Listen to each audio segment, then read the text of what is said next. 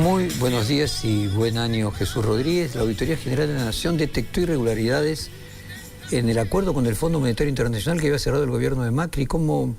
Además, vos representás al radicalismo, que en ese momento también era parte, y lo sigue siendo, pero en ese momento, Juntos por el Cambio, que era Cambiemos, estaba a cargo del Poder Ejecutivo. Contanos un poco. Buen día, Jorge. En primer lugar, gracias por esta conversación. Vamos a poner en contexto.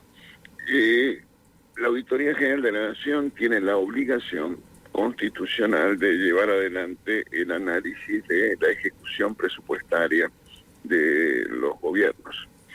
Y en este caso lo que se hizo fue el estudio de la ejecución presupuestaria de ese ejercicio del año 2018 que presidía el ingeniero Macri en la Nación Argentina.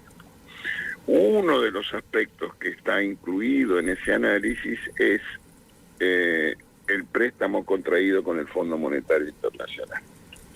Entonces hubo una opinión de algunos auditores, la mayoría de los auditores en rigor, que señaló que había irregularidades en esa contratación del Fondo Monetario Internacional, haciendo eje en que no había tenido tratamiento parlamentario. Ahora bien, la norma legal que regía en ese momento, la ley 24.156, en su artículo 60, establece que los préstamos, los financiamientos, cuando se debe y se origina en un organismo internacional del cual la Argentina forme parte, no requiere tratamiento parlamentario. Y el mejor ejemplo de eso es, en primer lugar, que hubo 5 préstamos del Fondo Monetario Internacional desde el año 92 a la fecha que no tuvieron tratamiento parlamentario, y al mismo tiempo, recientemente, recordarás vos, el ministro Guzmán propuso y consiguió en el Congreso una modificación de la ley para que a partir de ese momento todos los préstamos internacionales con el fondo tuvieran tratamiento legislativo. Entonces nosotros sostuvimos que no hubo una irregularidad, no hubo, por cierto, ningún delito, sino que por el contrario estaba acorde y acuerdo con la ley vigente en ese momento. Jesús, ayúdame a reflexionar juntos sobre la palabra bomba colocada por parte de los economistas de Juntos por el Cambio como definición de la situación económica que se está gestando. Abrimos nuestro programa hoy a la mañana planteando que la bomba era lo que necesitaba la política de shock del PRO para poder llevar adelante un plan económico con menores resistencias. Citamos el clásico libro de Naomi Klein de la doctrina del shock y el capitalismo del desastre. Hicimos críticas respecto a decir que en realidad lo que hay es una bomba, planteando de que ese lenguaje performativo, como cuando uno dice que un banco va a quebrar y después termina quebrando. A vos te tocó sufrir, si no recuerdo mal, al final de Alfonsín, cuando uno de los ministros de Menem dijo que el dólar iba a estar recontra alto, una vez ya electo, no me acuerdo si electo o como candidato a ganar las elecciones, y produjo una corrida devaluatoria, hiperdevaluatoria del dólar. ¿Cuál es tu propia visión, con experiencia de tantos años, del daño que puede producir anuncios que luego se terminan convirtiendo en realidades o en acciones por el propio anuncio en sí mismo? Mira, yo soy de los que creen que la principal responsabilidad de los gobiernos en particular, pero de los actores políticos en general, de todos, en situaciones de conflictividad social como la que vive la Argentina, de frágil situación económica como la que vive la Argentina, de desequilibrios macroeconómicos muy fuertes como el que vive la Argentina, exige y requiere ponderación y prudencia. ¿Por qué? Porque los gobiernos, y no solo los gobiernos, sino todos los actores políticos, tienen que minimizar la incertidumbre y maximizar la provisión de certezas. Y en ese sentido creo que es muy bueno alertar sobre la fragilidad de la situación. Es muy razonable llamar la atención sobre los problemas que existen en la Argentina, y forma parte de las obligaciones de la oposición. Es muy pertinente señalar que este no es el camino para solucionar los problemas, pero al mismo tiempo creo que hay que ser extremadamente prudente en el uso de las palabras. A ver, déjame seguir una lógica económica. Si vos crees que se va por el camino incorrecto y que esto agranda la problemática, generar aumento de la problemática, ¿es conveniente si a vos te va a tocar gobernar? Yo creo que lo que hay que hacer, me preocupa poco la posibilidad de cálculo electoral. Lo que yo señalo es la magnitud de la crisis de la Argentina, Jorge. El ingreso por habitante, la riqueza per cápita, a finales de este año va a ser menor que la que encontró el presidente Fernández al inicio de su gobierno. Vamos a ser más pobres. Necesitamos saber que tener una inflación de 3 dígitos genera condiciones pésimas para, sobre todo, los que tienen ingresos fijos. Tener presente siempre que en esta administración, los receptores de planes sociales se multiplicó por 140%, aumentó el 140%.